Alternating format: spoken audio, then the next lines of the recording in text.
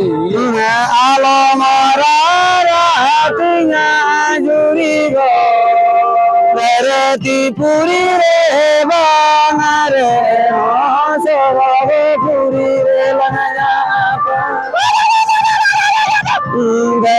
आदिवासी संप्रदाय नियारा दामोदर यात्रा आदिवासी संप्रदाय रे रही नियारा परंपरा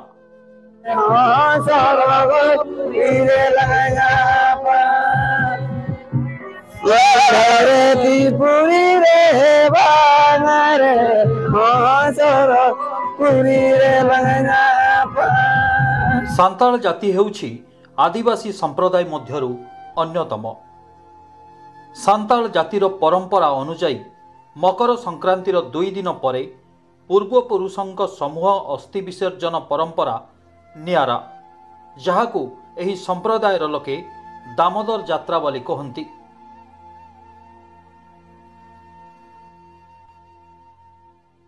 ए हेउछि मयूरभंज जिला सदर महकुमा बारिपदा सहर उपखंड बारुणीघाट बुढ़ाबलंग नदी कूलर दृश्य। दामोदर मेला पाई जिला तथा जिला बाहरर कण अनुकणरू आदिवासी संप्रदायर लोके छुटी आसंती एही बुढ़ाबलंग नदी कूलकू।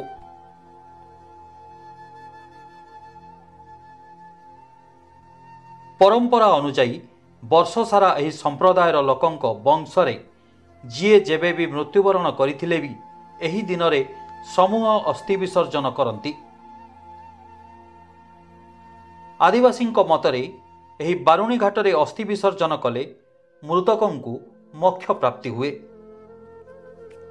मो ना फातुरा मारंडी मो गेंद्रा साही नीलगिरी ब्लॉक बालेश्वर जिलार आसी आज एठारे अस्थि विसर्जन आम आसीथिले आमर अस्थि विसर्जन सरी जाइछि एवं जहाँ भी हो कमिटी मेंबर मानकर सहयोग आम भलरे सारी चका काम। कार्तिक चंद्र हेम्ब्रम मूलघाटी आम आसचु बापार सुध टिके करिया पई गंगा को अस्थि से अस्थि दान करने आसचु ए सब कम कलु आटी आम चोर है पूजा सजा है दान करछे अस्थि विसर्जन दान करा जाए एटा हमर परंपरा दान सब लुगा हार बेला टाटिया आउ जा अच्छे आम परंपरा रे से गुड़ा दान करछु। आगे आगे किछि असुविधा हैनी हम सुरक्षित आम काम करछु। लक्ष लक्ष लोकंक समागम भितरे नदी कूलरे चलीछि समूह अस्थि विसर्जन कार्यक्रम। नदी कूलरे समूह एका संगरे लंडा हेबा सहित पूजार्चना करी अस्थि विसर्जन करती एही संप्रदायर लोके।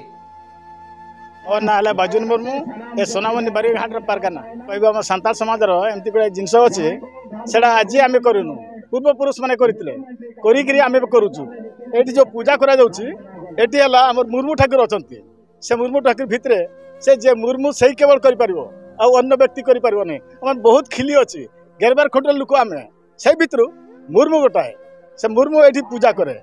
ए पूजा रे प्रथम देवता होछि मारांबुरु तापर आमर जगह मरीचंती से माने पूजा करा जाए से माने को पूजा करा जाए एवं एठी जो अस्थि विसर्जन करा जाउछि हमर विश्वास रही छै जे पूर्वपुरुष माने किमति जे के जानी ए अस्थि नै विसर्जन कले ए संपूर्ण भाव में हम शांति पाई पारबा नाही।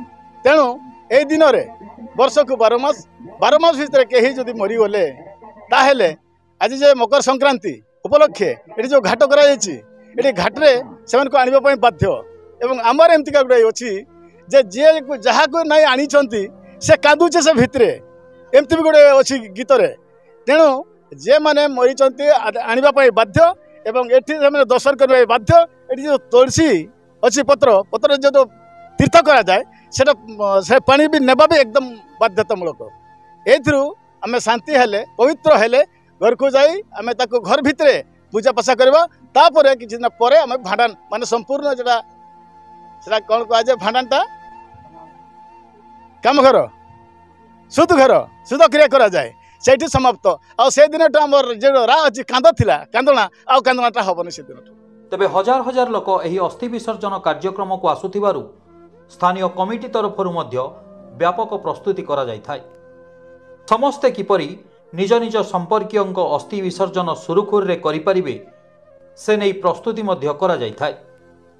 ଏହି ଅସ୍ଥି ବିସର୍ଜନ କାର୍ଯ୍ୟକ୍ରମ ନାହିଁ ନଥିବା ଅମଳରୁ ଚାଲି ଆସିଛି ବୋଲି କହିଛନ୍ତି କମିଟି ସଦସ୍ୟ। ସୁନାରାମ ସରେନ ଆଉ ମୁଁ ଏଇ ଭଞ୍ଜ ଦିସମ ପାରଗାନା ମାଝି ମହଲର ମୁଁ କର୍ମକର୍ତ୍ତା ଅଟେ।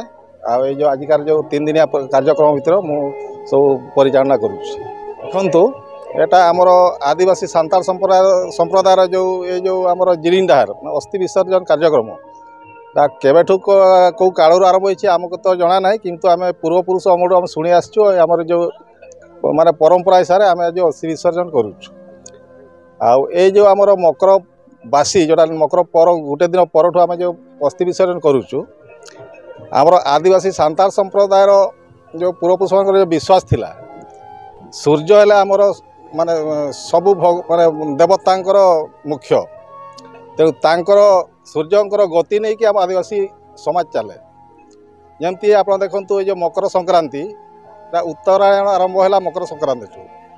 ତେଣୁ ଆମର ଯେତିକି ମୃତ୍ୟୁବରଣ କରିଥାନ୍ତି ଆମର ପୂର୍ବପୁରୁଷମାନେ କି ଆମର ମାନେ ଫ୍ୟାମିଲିର ଯେଉଁ ମାନେ ବୟୋଜ୍ୟେଷ୍ଠମାନେ ଏଇ ଦିନରେ ଆମର ଅସ୍ଥି ବିସର୍ଜନ କଲେ ତାଙ୍କର ଆତ୍ମା ସ୍ୱର୍ଗପୁରରେ ବହୁତ ଶାନ୍ତିରେ ରୁହେ ବୋଲି ସାମୂହିକ ଭାବରେ ଆମେ ଏଇ ଦିନ ମାନେ ପୂର୍ବପୁରୁଷମାନେ ଆମ ବାଛି ରଖିଛନ୍ତି। ଆଉ ଏଇ ଦିନ ଆମେ କାର୍ଯ୍ୟକ୍ରମ କରୁଛୁ। ଯାହା ହଉ ଆମେ ଜିଲ୍ଲା ପ୍ରଶାସନକୁ ବହୁତ ବହୁତ ଧନ୍ୟବାଦ। ଜିଲ୍ଲା ପ୍ରଶାସନ ପୁଲିସ ବିଭାଗ ହେଉ ମ୍ୟୁନିସିପାଲିଟି ହେଉ ITDA ତା ସହିତ ଆମର ବ୍ଲକ ସାମାଖୁଣ୍ଟା ବ୍ଲକ ସମସ୍ତେ ସହଯୋଗ କରିଛନ୍ତି।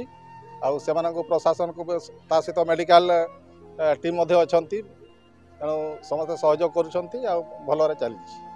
ତେବେ ଏହି ଦିନ ବର୍ଷରେ ଥରେ ଆସିଥିବାରୁ ପୁଣି ଆସନ୍ତା ବର୍ଷକୁ ଅପେକ୍ଷା କରିବେ ଆଦିବାସୀ ଲୋକେ ପିଣ୍ଡଦାନକୁ। Bureau report, spot live India.